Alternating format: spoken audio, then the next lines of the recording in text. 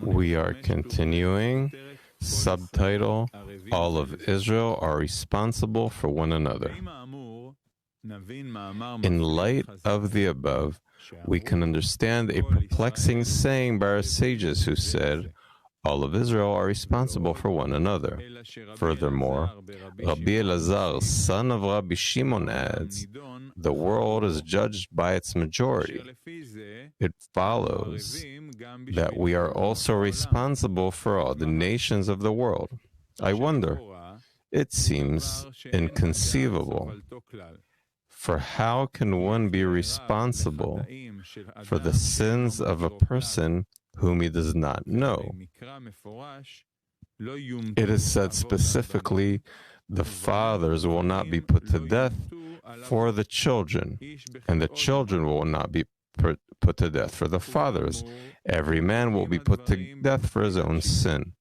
Now we can understand the meaning of the words in utter simplicity, for it has been explained that it is utterly impossible to observe the Torah and mitzvot unless the entire nation participates. It follows that each one became responsible for his friend. This means that the reckless make the observers of the Torah remain in their filth, for they cannot be compelled in bestowal upon others and love of others without their help. Thus, if some in the nation sin, they make the rest of the nation suffer because of them.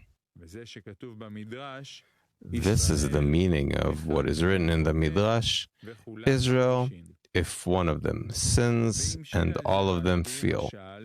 Rabbi Shimon said about this, it is like people who are seated in a boat.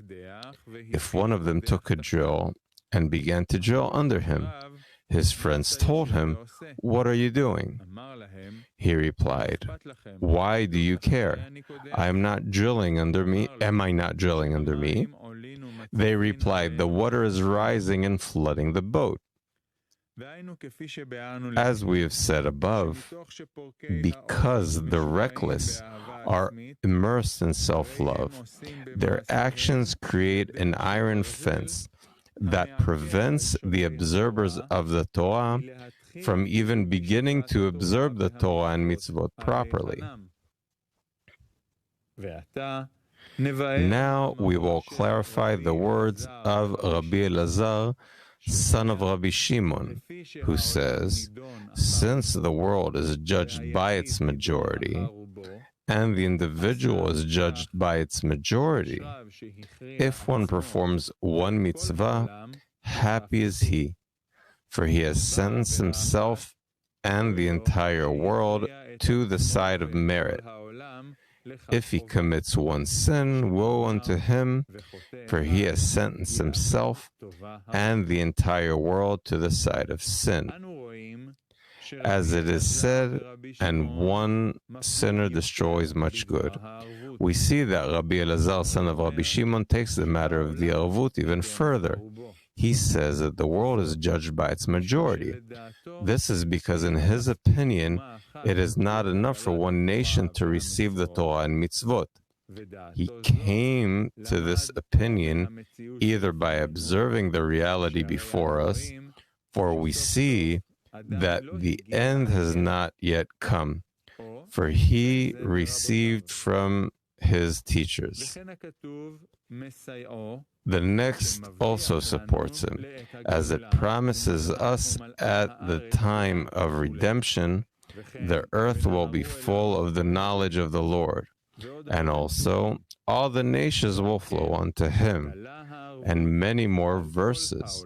This is the reason he conditioned the Arvut on the entire world, to tell you that an individual too cannot come to the desired goal by observing the Torah and mitzvot, if not through assistance of all the people in the world. Thus, each and every mitzvah that the individual performs affects the whole world. It is like a person who weighs beans on a scale. and each and every bean he puts on the scale induces the desired final decision. Likewise, each mitzvah that the individual performs before the whole earth is full of knowledge, develops the world so it will come to this. It is said, and one sinner destroys much good, since through the sin he commits, he reduces the weight of the scale, as though that person took back the bean he had put on the scale. By this, he turns the world backwards. Moscow 1. Moscow 1. Moscow 1. А что это за прегрешение, которое совершает один, What is that sin падению всего мира?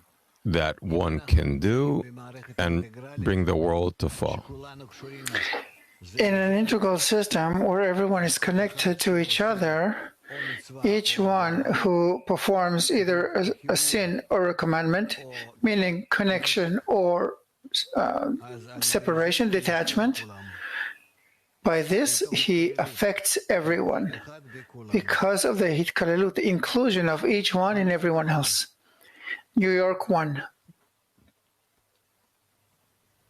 Была дана Тора и раскрылся эгоизм полный на уровне 600. When the Torah was given and the ego was revealed, Народ Израиля мог быть ответственный. the world wasn't global yet. Только еще эгоизм. How could the nation of Israel be responsible for everybody?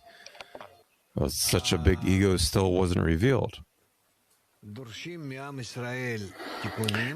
The people of Israel is required to do corrections to the extent that it and the world are ready for it, and not more.